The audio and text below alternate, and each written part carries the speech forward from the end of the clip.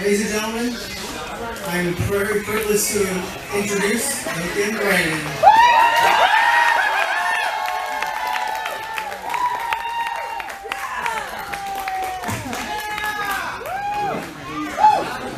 I was very pleased.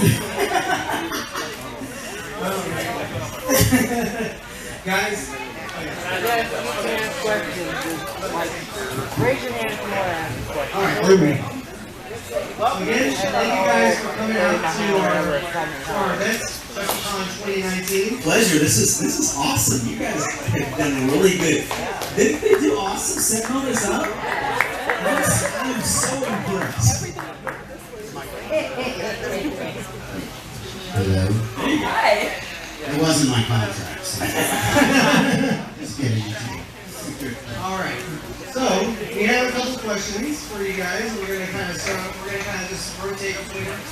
Training. All right. So we're going to go and start off with a question here from Mr. Duncan Brannan. So I got one here. How did you start voicing Chuck E. Cheese? That is a really, really good story. So I had never done voiceover. When I got Chucky was my very first voiceover gig. I did not have an agent. I did not have a professional demo. I didn't have any experience at all in this whole thing. And I met Jeremy. Jeremy had just become a Christian not long before that. Jeremy led me to the Lord. We became friends, and we had a Christian band together for a while. So that was kind of our affiliation. And around 92, I guess, 92, 93, somewhere around there, we did a franchise convention in Phoenix, Arizona for Chuck E. Cheese. So Jeremy had been working out at Six Flags over Texas for a season. He'd been working out there, and he was doing, was it the Looney Tunes show? Yeah. Yeah. Anyway, he was doing, characters out there like they were here just a little bit ago. And we auditioned for the show, and he landed a part, and I was Munch, interestingly enough. I was in the Munch suit. And they flew us out to Phoenix, Arizona.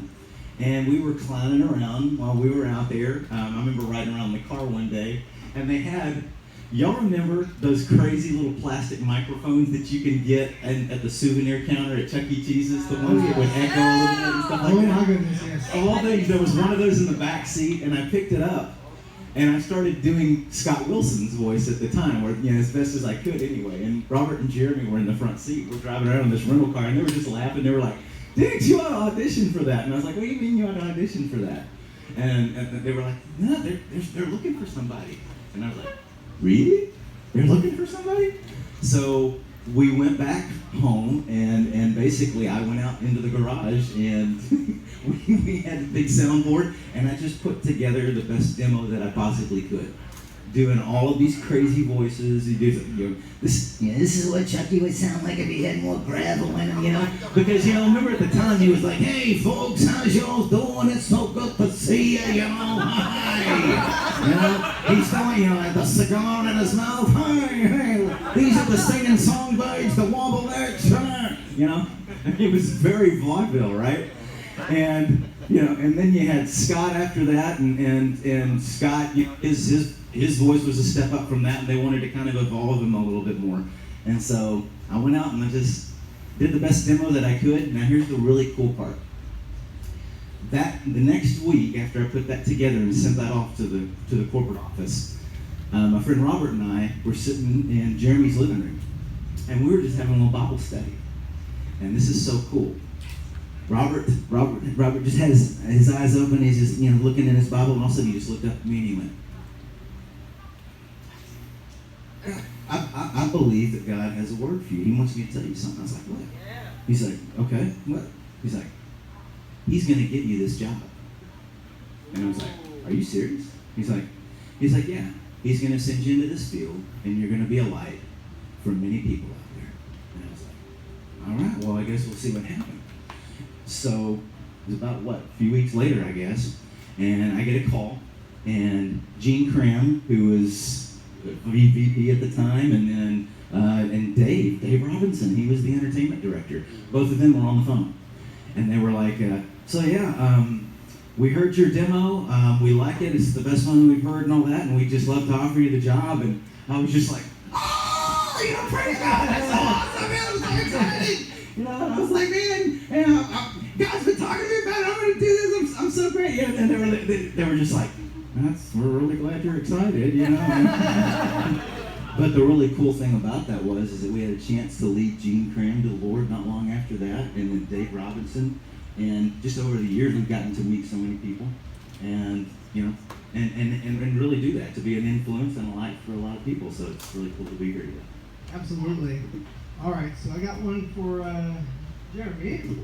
All right, what are your top 5 favorite songs you recorded as Jasper? That's good. We ask the hard-hitting questions here. Top 5 favorite songs that I recorded as Jasper. Sing a song, probably number 1.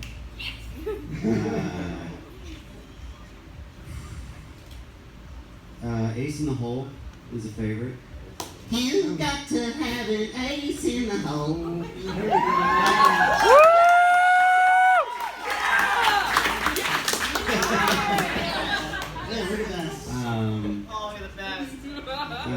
Let me think.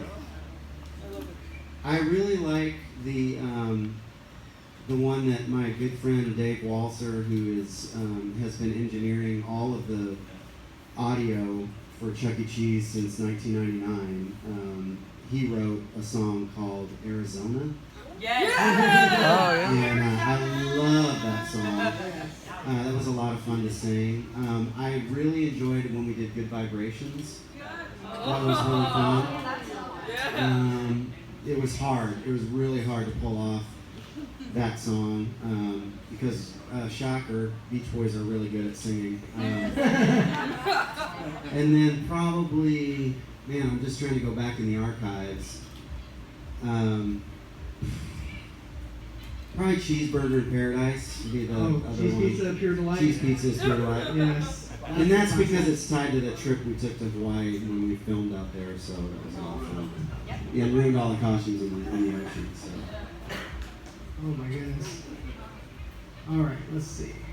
Now this one's for Duncan. What is your favorite Chuck song or show that you have recorded that you remember? I was telling my wife Rolanda earlier. That's Rolanda over there, y'all. That's my wife. Give her some love. Hey, side note, did y'all know Brannan was in the Ticket to Ride video? Yeah. Did y'all remember the Ticket to Ride video where they're in the grocery store? It was No, that was Paper oh no, it was Paper or Plastic. Paper or Plastic, yes. Paper or Plastic. She was the cashier. Yeah, that's right.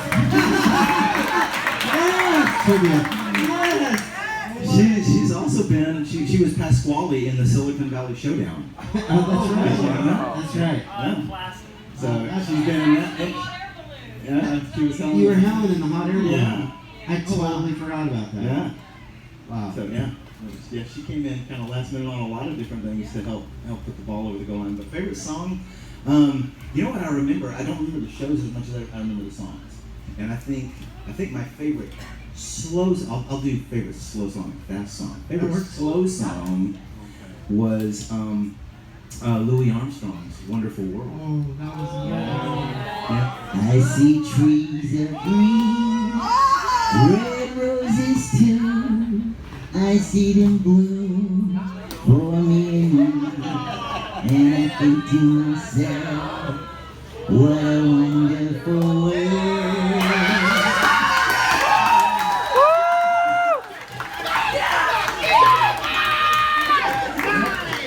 There it is. But the favorite fast song was Disco Inferno. Oh, Yes. That was such an awesome show. Jeremy did an amazing job picking out songs. And he was always really good because Jeremy is a very accomplished musician as well, so he knew my singing range. So he knew where I was strong and he knew where I was weak. So you appreciate a good producer behind the scenes who knows how to put together stuff like that. Disco Inferno was Disco Inferno was a great song. Satisfaction.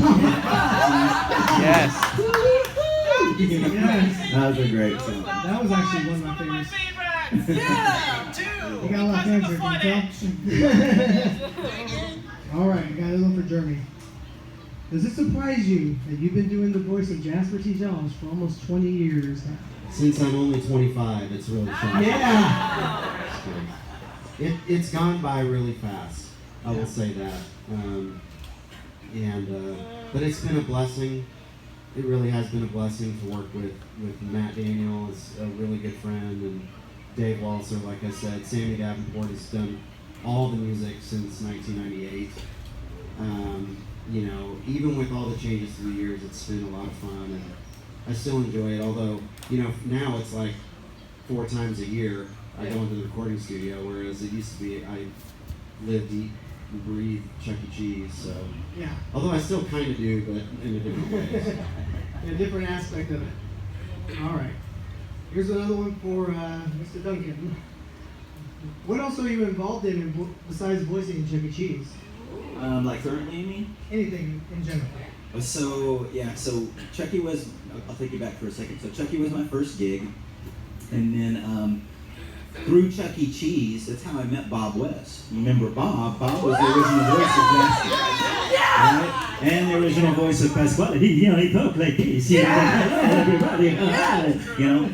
That's how Bob and I met, and that's how we formed a relationship. And then that's how I heard about him doing Barney and all that kind of stuff.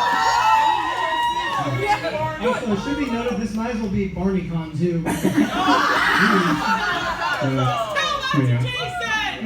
There you go, Chucky BarneyCon. But the audition for that, when Shelly Atkins was working in costumes and all that kind of stuff, and she told me one day, she came in because Chuck E. Cheese, you remember the PBS series for Barney. Chucky is a sponsor for Barney for a long time now. And so she had come from a meeting out in Las Colinas where they filmed the show, we taped it and all that. And she came in one day and she said, they're looking for another voice. I think you ought to go audition for this thing. And this is when I was working at the corporate office now, and I was programming the shows and so forth, which was really cool. And I went on a lunch break while I was working at Chuck E. Cheese to audition for the voice of Barney. Nice. Yeah. So landed that, and then that opened the door. Chuck E. Cheese did a video. You remember Chuck E. Cheese and the Galaxy 5000? Oh, do they? So you remember Funimation Entertainment? They're the ones who did the video, and that's how I met them and started doing anime.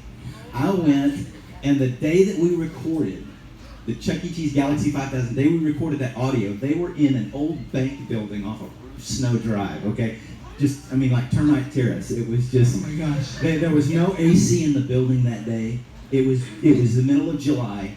It was like 100 degrees outside and then like 105 inside. And they had a whisper booth, and it was hot.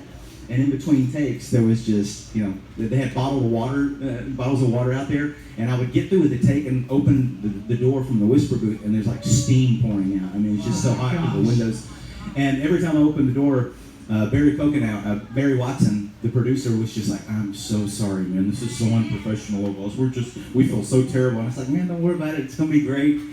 And in the middle of recording that, we just hit this stream, and man, we were just landing it in one take after one take after one take. And that's where I got the name from me doing voiceover and production. Was One Take Wonder Productions, because that day he's like, "Dude, you're a one take wonder. You're a total one take wonder." And then after the session, he was like, "Man, would you ever be interested in doing anime?" And I was like, "Yeah, sure." And not long after that, started doing some Dragon Ball Z and then GT and so on and so forth. So. Who'd you voice in Dragon Ball? So in Dragon Ball Z, I did Bobbity. You might remember. Yes. You're all under my power right now. Yes. Oh, so much, yeah. Bobbity was one of many, and still doing stuff for Funimation right now. That's awesome. Okay. So this one's another one for Jeremy.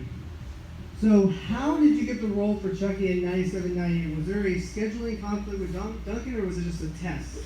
Just kind of curious. I don't even remember. You don't? I honestly don't remember. That was a long time ago. It was before most of you guys were born, so. Oh snap! No, I really don't remember. I really don't remember why we filled in for one show, but regardless, it was a mistake. I would say that, and I wish it had never happened. Oh my goodness. So you can put that on record. Let's see. You were actually speaking of Galaxy 5000. Would you believe that received the loudest noise last year? Last year's event, we had the Galaxy 5000 Chucky make an appearance. It was honestly, it was almost a throwaway live show. I didn't expect it. I personally did not expect it to get the reaction it got. It got the biggest roar of anything that we had at last year's event. Who knew? You guys transferred it to digital or DVD so you can watch that? No. It was Chucky that came out. Oh, I got you. Yeah, that's when we had we introduced the animatronic Yes. heads With the blinking eyes and for the stuff. characters, and that was it was a total experiment. Orlando had worn one of those, I think, for that production too. Yeah. So and some of them had little servos inside, and we were behind the scenes. I was wrangling, and I was building some of the props for that show. Yeah. I was always worried they were going to catch on earlier fire. about how hard it was to wear those. Yeah, they had Nike had battery packs in the back. I mean, the whole thing was just wired up. I mean, it was kind of like wearing a bomb on your head. It was so unsafe. And every once in a while, if a battery started to go out, an eyelid on one of the characters would be like. It was like, okay, is the character having a stroke? No, we need to change the battery. Just bring him over carefully. Oh my goodness. Gotta look for Duncan real quick. Favorite memories at Chuck E. Cheese? I think over the years, I think my favorite memories are when I meet people. When I meet some of the people that Chucky meant a lot to, obviously means a lot to you guys. But I've got to meet some people over the years. I've met kids in hospitals, and I've met kids in hospitals doing Barney. Wow. You get an opportunity, when you get into a field like this, you get an opportunity to meet different people.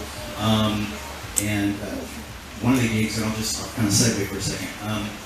One of the gigs when I was out doing the Roach stuff with Barney, we went to a children's hospital and we visited a cancer ward with terminally ill children. And it was one of the most meaningful and impactful moments, I think, in my voiceover career, because I got to see in that moment, I got to see how important this stuff really is in bringing people joy. You bring somebody some happiness in the middle of their day when they're going through something like that, and they're the heroes. They look at us and they think we're heroes.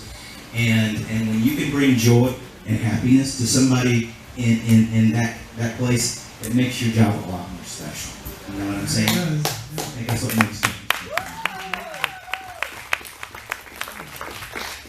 So Jeremy, I got an off the wall one here for you.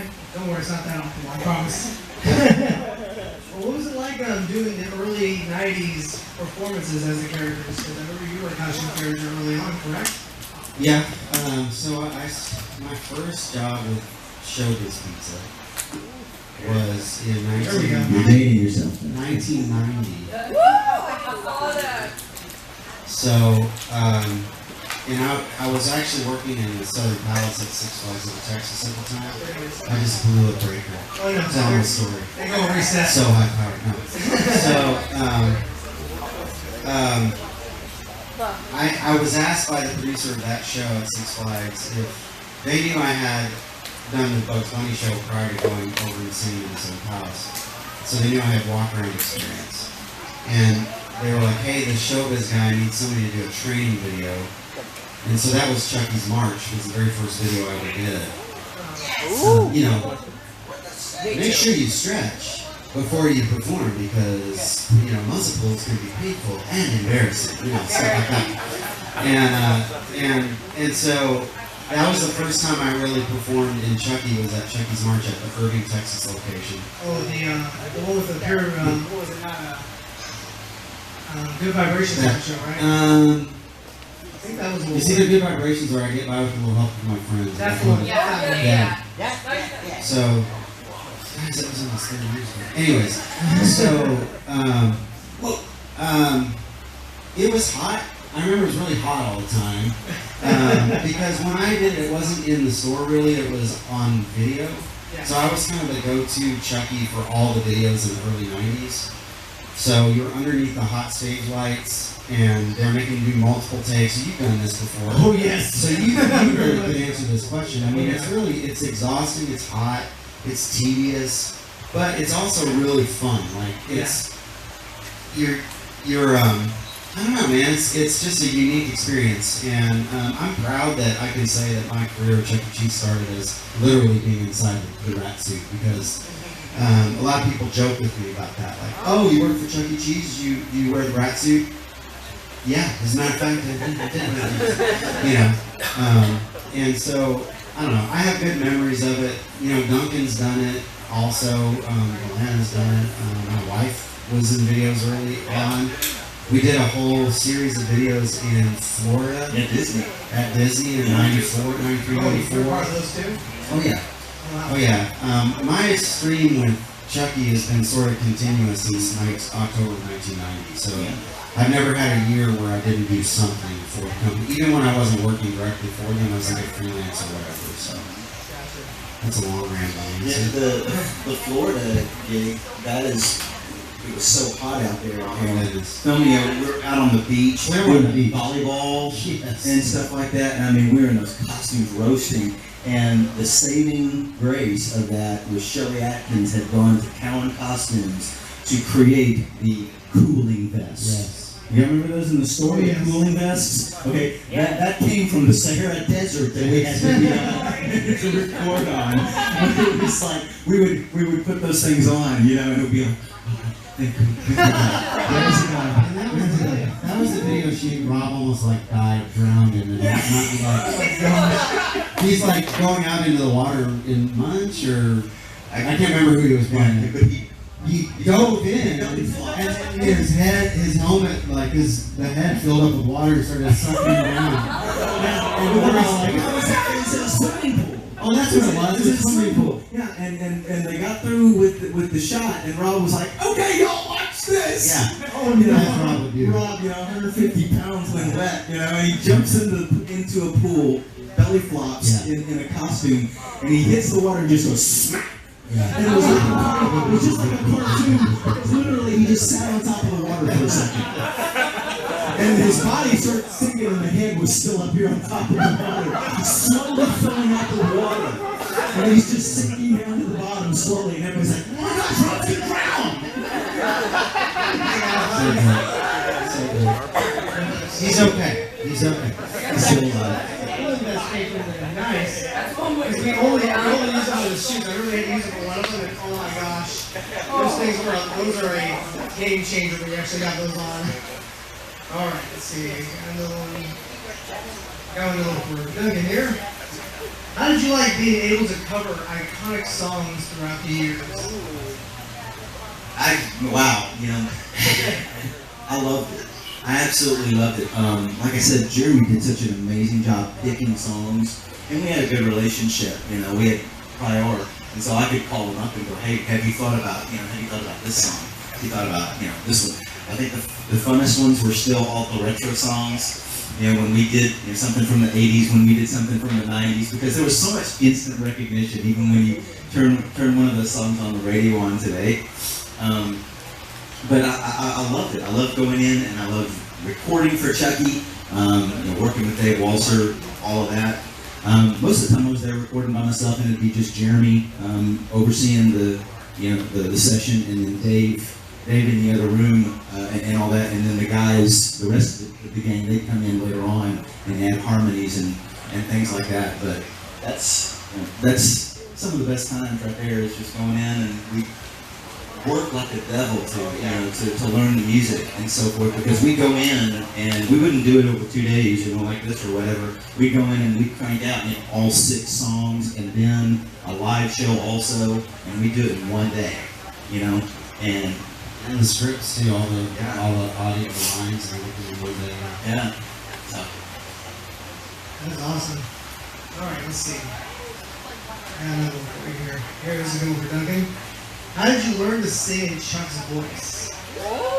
Experimenting, really. I mean, ever since I was a little kid, I grew up watching Looney Tunes, watching Bugs Bunny and Daffy, and bounce all over the screen, and watching Hanna-Barbera cartoons with the wacky races, and all of a sudden I'm really dating myself right now. But I grew up watching cartoons and so forth, and I would just sit there watching the cartoons, on Saturday morning, and just imitating voices like that. So it's just something that I grew up doing, and then, the more I did it, the more I liked it, and I noticed that, eventually, hey, people laugh when I do this stuff. Well, and I know that too. Like Duncan's, he's an extremely talented actor too. Like he doesn't just do voices; he's actually a good, trained actor, and he has acquired those skills to know how to sing in character and not ruin his voice. That's actually something that you need to train to do.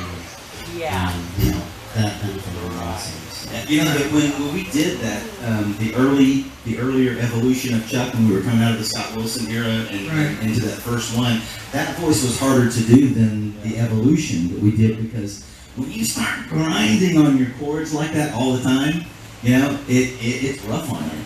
And so when we actually cleaned up, Chucky's voice and made him, Softer and more friendly, and took out the edginess, from the backside. and all that, it was easier to do the sessions and crank out the songs and stuff. So. All right, let's see. Okay. We're going to take just 2 questions.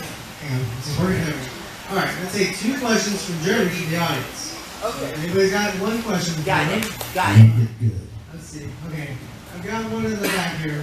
Ryan. Okay. What is your favorite thing about voicing Jasper? What is your favorite thing about voicing Jasper? We got some hard-hitting questions here. Stacks of cash, man. Stacks of cash. Bring me that cash money, is all I'm saying. No, I'm just kidding. They don't pay that well. I don't know, man. I just like doing him. He sounds a lot like me, as you can tell. I mean, it's just, all I do is, for Jasper, is Put him up here behind my nose. That's all I do. So, I think it's just fun, and that's really the short answer. It's just enjoyable. So. All right, and then also over here. Hi Jeremy. I do have one question to ask you. Okay. Have you done any work outside of CEC? Oh yeah, lots of work outside of Chuck E. Cheese. So my whole adult life, I have moonlighted as a music minister for 4 or 5 different churches over the years. I'm actually currently a director of contemporary worship at Grace Lutheran Church in Arlington, Texas. I also have done, I have a children's theater right now that we operate called Texas Theater for Young People. That's a nonprofit children's theater that trains young people for professional careers in theater with a partner of mine, Joe Sturgeon, who's also a professional actor. I'm working right now at Parkway Construction and Architecture as a senior project manager, and I'm actually, this is really cool, guys, I'm heading up all the remodels for Chuck E. Cheese right now. So my team is actually going out and doing all the remodels. So it's weird. Like I feel like God had me. I don't know why. I've tried to get away. I really have from Chuck E. Cheese. I'm not even joking. Man, I tried to get out. They told me that. I don't know what God has for me there or why He keeps bringing me back to Chuck E. Cheese, but I'm there. I literally still get paid a salary by Chuck E. Cheese, even though I work for a different company. They pay my salary. It's so crazy. So you tell me coincidence? I don't know. I think not. I think not. Definitely not. But I've done a lot of different stuff. I also have done voiceover professionally for other things, like the company that did all the stuff I did for them. You did samples? I did. I want to hear samples. I don't even remember how I did it. I don't even remember how I did it. No, it was actually a Burl Ives. I remember it was a Burl Ives. It wasn't Santa Claus. It was Frosty the Snowman or whatever. But they wanted it like Burl Ives. Anyways. which I can't say anything about. He's way too sweet. So. Does that answer your question? Yeah. I can keep going. Oh, absolutely. Okay, we got one right over here. What would you say to those Christian fans out there? What would I say to Christian fans? Yeah. I would just say that the most important thing from my perspective to remember as a Christian, as a believer in Christ, is that God's grace covers a multitude of sins. And certainly in my life that's been very, very true. The older I get, the more deeply I appreciate it. I think for Christian out there, I think number one, I think of how I got involved in that whole process. It was an appointment. It was a divine appointment for me to get involved with Chuck E. Cheese. I couldn't have orchestrated that. I told you I didn't have a demo, I didn't have an agent, I didn't have any of that stuff, and so forth. All I had was an open heart, you know, and I wanted to use my gifts. I wanted to use my gifts to glorify God. I wanted to use my gifts to bless people and so forth like that. And I think he saw that. I think he saw that heart. I didn't, you know, before I met the Lord, I was all about me. I was totally all about me. Jeremy knew me before I became a Christian. I was selfish. I was self-centered. I was a jerk. And when Christ came into my life, it turned me around 180 degrees. And instead of wanting to use my gifts to glorify myself, I wanted to use them to bless other people. And so when he turned that around, you know, and I had all that training in theater and stuff behind me and all that kind of stuff, I was like, okay, God, how do I use this to glorify you and bless people and so forth? And, you know, as I just started seeking him in my life, he opened those doors. And so I would say to Christian fans out there, make sure you offer your gifts to the Lord. Because if you do, you never know what it can lead to. Absolutely. You never know what kind of doors it will open. Amen. Absolutely. So we got another one for Duncan. Kind of ties into it a little bit here. Well, what advice would you give to somebody who is wanting to join the entertainment field? Number one, I think start with what you're passionate about. Start with what really lights you up. Okay, if it's singing, then work at being a really, really good singer. Okay, if it's voice, work at becoming a really good voiceover. Get the training. Don't just show up to an audition with a lot of passion, but with no experience or training. You know, if you really believe in it and you really want it, then prepare for it. You know, work hard at it. And I did. I trained. Jeremy trained to do what he did and stuff like that. And so when those opportunities came, you know, we were ready. We were ready when the door opened, you know, for the audition. You know, so just work at it. Work really, really hard at it, and do your best to be the best at it. And if you can come up with a way that somebody else hasn't done it before. I think that was the other thing with Chuck E. Cheese. When they wanted to go with a new direction, they didn't know everything that they were looking for. They just knew that they wanted, you know, they kind of had an idea. We wanted not to be so much like this, but we wanted something else. And that's so much how it is when you do a voiceover. You know, you go in and they're like, all right, can we do like 3 more takes? And, you know, would you just, Duncan, yeah, could you, I want you to sound like, you know, like you're right there having a conversation with him. Okay, that sounds good, yeah. But like you're also halfway across the room, but not yelling. What? You know what I would add to that is it's really important in the entertainment industry to be who you are, like be authentic. Like that's, like as a producer, that's like gold.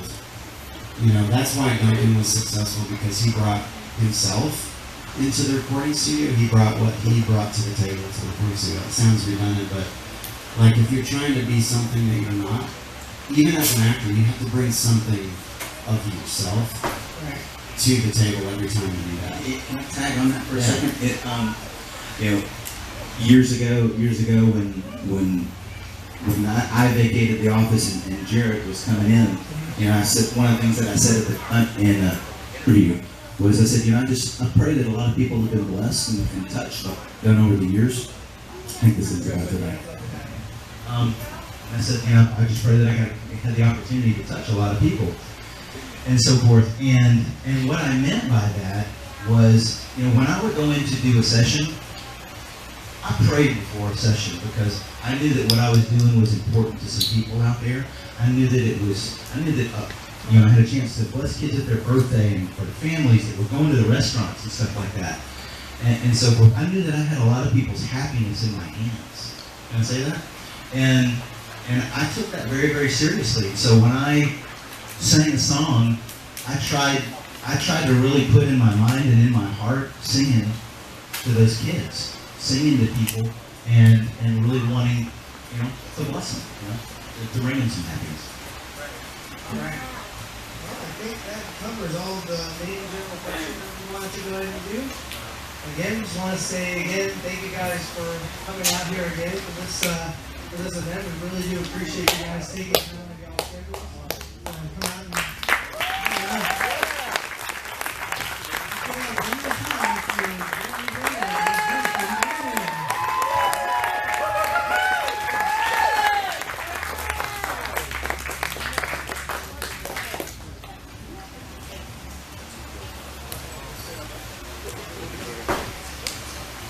Alright, so they're gonna go ahead and stick around for a little bit. They will be taking pictures and of course signing autographs and stuff as well for you guys.